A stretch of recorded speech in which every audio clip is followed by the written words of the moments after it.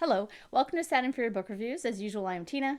Today I'm doing a book review of The Last Phi Hunter by Salinee Goldenberg. This is a book that comes out April 9th, 2024 from Angry Robot. It is a fantasy novel. I received this limited edition advanced reader copy from Angry Robot in exchange for a fair review. Here is the color version because it's so bright and fun. My friends always ask me, like, why do you do YouTube, blah, blah, blah. And I tell them, free books, free awesome books. Because if I had to choose one word to describe this book, it is awesome. It's an absolute blast. Also, because I read author bios, it was cool to learn that the author worked on the narrative trailers for Fallout 4 and Skyrim, games that have taken up much of my life. Are you folks going to watch the Fallout show on Amazon?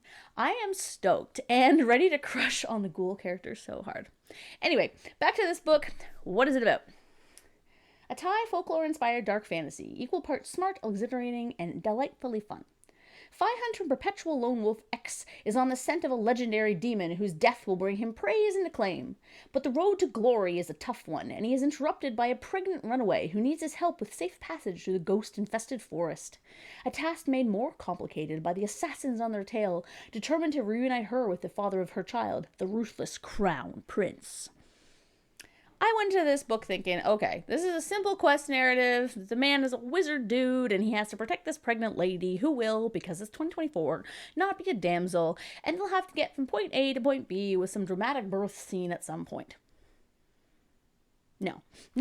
That's not what happens at all. This book took me entirely by surprise. The plot, while somewhat of a quest narrative, is not the standard one we see in a lot of fantasy, especially debut fantasy. I never knew where the plot was going, and every aspect of it was surprising.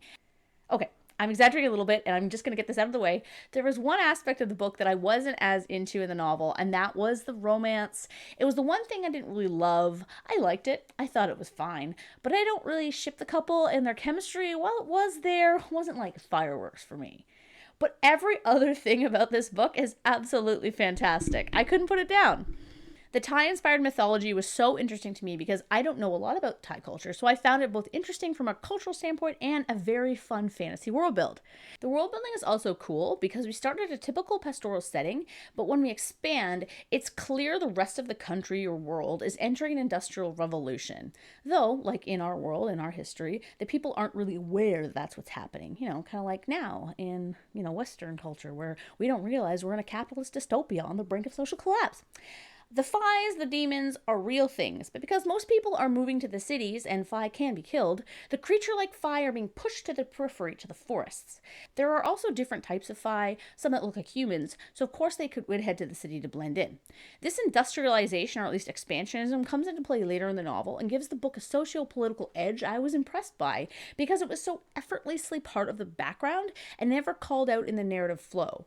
We, the reader, see it, because it's part of our history. We understand what's happening, but the characters don't really see it. They don't see how the Phi is being pushed to the background, X not having a lot of work right now, for example, or potentially in the future, is the result of their world changing, and it's fascinating. The theme of modernity versus traditional way of life is also approached, but in a way that doesn't vilify either, simply shows how people and societies can change and you can't control it. The book doesn't hold your hand either. It's not confusing, but we also aren't plagued by info dumps, and we learn not only how the demons function, but how X's power works as we go. In this way, we're given what we need to engage with the story as it moves along, keeping the prose at a jaunty trot. The characters speak with a hint of anachronism. The thing is, it's a fantasy world, so it's not really anachronistic, because who can say how language develops in a made-up world? Yet, there is a balance in this book, as, while using colloquialisms, it does not drift into the modern. It doesn't feel like they're speaking like people today in our world would use expressions or words that don't make sense in the setting. They simply swear and use phrases like, I gotta go, but it fits the tone of the novel.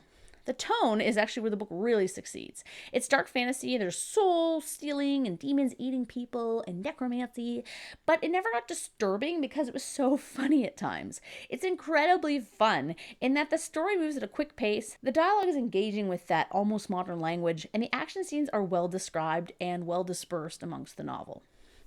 X is also an interesting character because he's the youngest of the Phi Hunters, but he's also not some sort of prodigy chosen one, and it's also not a coming of age story. X is a little conceited, a bit of a loner, and stubborn, but he's likable and he feels real. The two women characters were well developed and helped move the story along, and I liked them. I liked Narissa the best, actually. The bad guy was great because of how X insulted him all the time, and because while he's powerful, he's not a stereotypical bad guy like there's this giant wizard battle at the end. The climax is different and it's satisfying. Overall, if you couldn't tell, I thought this book was a complete blast. And to think I was on the fence about requesting it. I was like, I don't have time, but then I was like, oh, but it looks so cool. So I'm very glad that I did. So thank you so much to Angry Robot for the ARC copy. I really, really appreciate it. And I do like the gold on this. I think it looks really cool. Limited edition. So thanks.